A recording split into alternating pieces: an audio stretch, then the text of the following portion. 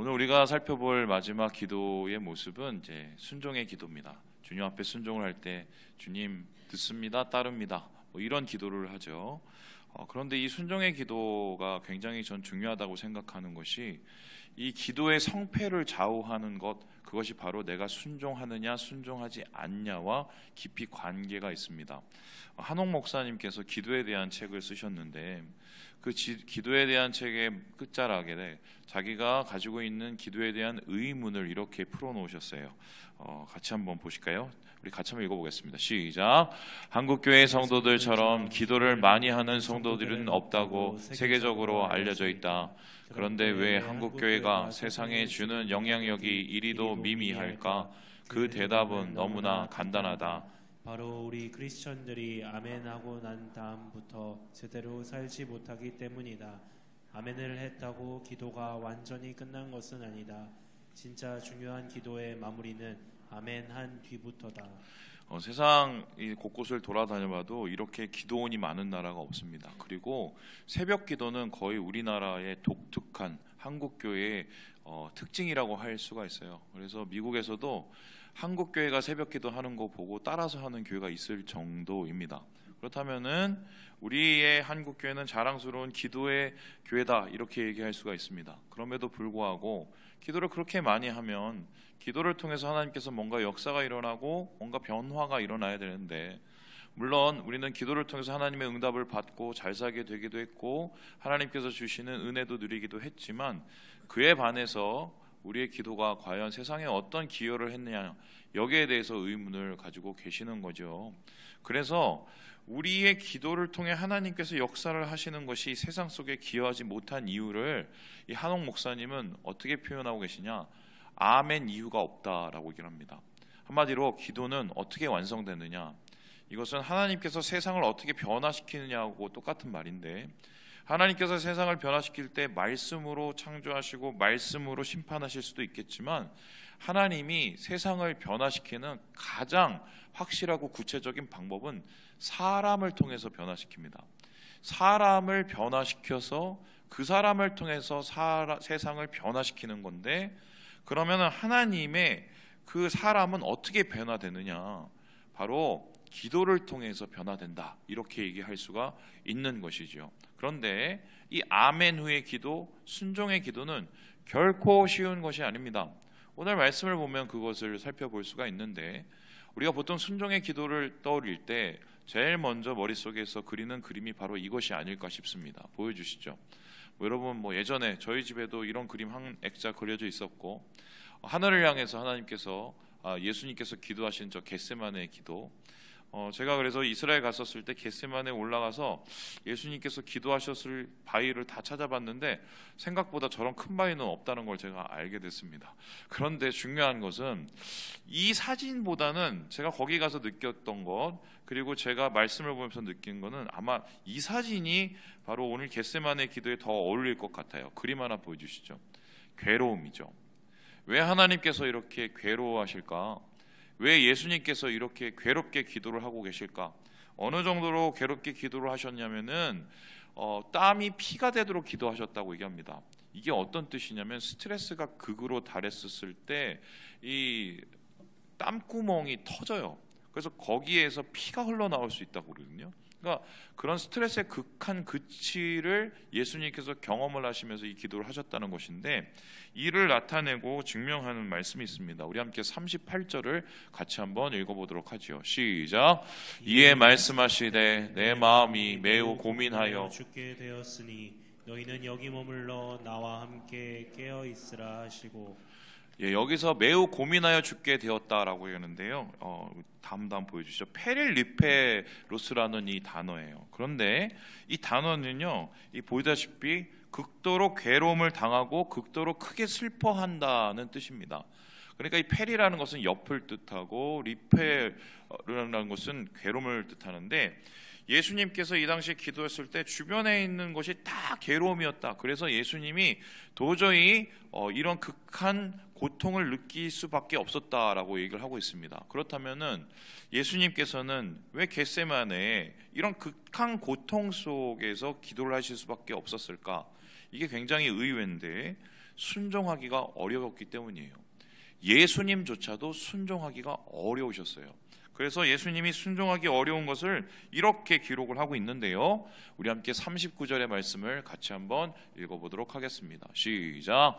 조금 나아가사 얼굴을 땅에 대시고 엎드려 기도하여 이르시되 내 아버지여, 만일 할만하시거든 이 잔을 내게서 지나가게 하옵소서. 그러나 나의 원대로 마시옵고 아버지의 원대로 하옵소서 하시고, 내 뜻과 하나님의 뜻이 같고 또한 합쳐지면 그만큼 행복한 건 없습니다. 그러면 하나님 뜻이 곧 내 뜻이기 때문에 내가 하나님 앞에 구하면 하나님이 응답을 해주신단 말이죠. 그런데 세상 살면서 그런 일들은 많지가 않아요. 대부분의 경우는 내 뜻, 내가 원하는 거, 내 계획, 내 판단과 하나님의 뜻, 하나님의 계획, 하나님의 판단이 다를 때가 많이 있어요. 이 소리는 두 가지의 의미인데, 우리가 그만큼 하나님하고는 좀 거리가 멀고 있다는 말과 동시에 세상에 너무 많이 속해 있다는 소리죠. 그래서 예수님조차도 사실 하나님의 뜻이 싫었어요. 그 뜻은 뭐냐면 십자가에서 죽는 것인데, 십자가에서 죽는 것이 왜 싫었을까? 여기에 대해서 학자들의 여러 가지 의견이 있지만 다른 것은 모르겠지만 그 십자가에 지시면서 단절의 고통이 예수님이 참을 수 없는 가장 극한 고통이셨던 것 같아요. 그래서 예수님께서는 십자가 지기가 싫었습니다. 예수님도 십자가 지기 싫으셨어요. 예수님도 하나님의 뜻이 싫었어요. 그러니까 죽기 살기로 몇 번을 기도하십니까? 3번을 기도하세요. 그만큼 순종이 어렵습니다. 그런데 중요한 것은 이 순종의 기도가 예수님의 마무리의 기도가 되고, 이 기도를 통해서 하나님의 구원의 역사가 우리 가운데 나타났다는 것입니다. 그러니까 오늘 우리가 여기 와서 예배를 드릴 수가 있는 거예요. 그렇다면 우리가 이것을 적용해 본다면 우리도 마찬가지인데, 우리 뜻, 하나님의 뜻 맞지 않을 때 많아요. 우리 계획, 하나님의 계획 맞지 않을 때 많아요. 우리 마음, 하나님의 마음 맞지 않을 때 많아요. 그것을 그냥 내버려 두고 내 뜻, 내 마음, 내 계획을 따라 살면 아무리 백날 기도해도 아무것도 이루어지는 게 없습니다. 예수님처럼 3번을 기도하든지 10번을 기도하든지 아니면 될 때까지 기도를 해서 하나님 뜻을 따르는 순종의 기도를 우리가 올리지 않으면 세상은 별로 변할 게 없다는 게 이게 진실이에요, 사실은. 그래서 기도의 마지막은 결국 따릅니다. 순종합니다. 그것으로 끝나야 기도가 능력이 되고 힘이 된다는 것인데요. 자, 그러면은 순종이 왜 중요한지는 알겠어요. 그럼에도 불구하고 우리가 순종해야 될 이유, 동기부여를 할 필요가 있겠죠. 말씀을 보면 우리가 하나님 앞에 순종의 기도, 따름의 기도를 드릴 수밖에 없는 3가지의 이유가 나옵니다. 우리 같이 한번 첫 번째 읽어보도록 하겠습니다. 시작. 들으니까 순종한다. 우리는 왜 순종을 할까? 우리는 왜 순종의 기도를 드릴까? 듣기 때문입니다. 내가 하나님의 음성을 듣기 때문에 그 음성을 따르게 된다는 건데요. 예수님께서는 이를 가리켜서 요한복음 10장에 이렇게 얘기를 하고 있습니다. 같이 한번 읽어보죠. 시작. 내 양은 내 음성을 들으며 나는 그들을 알며 그들은 나를 따르느니라. 예수님께서는 자신의 사람들을 자신의 양이라고 했습니다. 그런데 양 속에서는 양 같지만 양이 아닌 염소도 있었습니다. 양과 염소를 구분하는 방법이 뭔지 아십니까? 양은 목자의 음성을 듣습니다. 시력이 안 좋아서 청력으로 모든 것을 결정하기 때문에 양은 들어요. 그런데 염소는 안 그럴 수도 있다는 거예요. 그래서 우리는 하나님의 양으로서 하나님의 음성을 듣게 되는데요. 목사님, 정말 하나님의 음성이 들리나요? 이렇게 여러분 질문하실 수 있죠. 여기에 대해서 앤드류 모레이 목사님이 이렇게 우리에게 제시를 하고 있어요. 같이 한번 읽어보죠. 시작. 우리는 하나님께서 어떤 말씀을 주시는지를 잠잠하게 기다리며 들어야 할 필요가 있다. 우리들에게 하나님의 음성이 되어 주시는 것은 성령의 직무이다.